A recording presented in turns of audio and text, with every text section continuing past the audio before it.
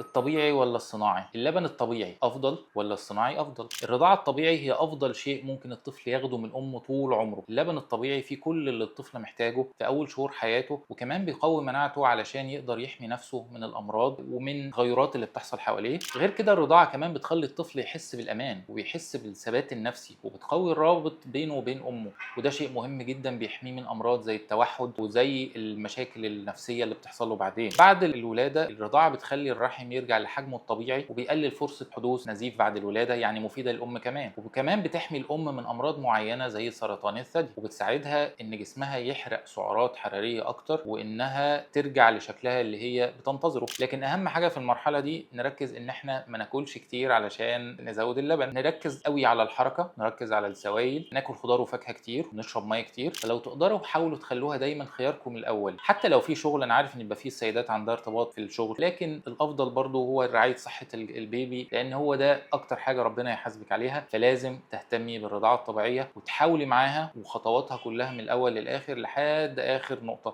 وممكن نلجا لاستشاره بعض استشاري الرضاعه الطبيعيه والمتخصصين في الموضوع ده عشان يساعدونا نحل المشكله. دكتور محمود اسماعيل، دكتوراه واستشاري امراض النساء والتوليد، دبلوم طب الجنين، دبلوم الحقن المجهري وجراحه المناظير، جامعه برمنجهام انجلترا.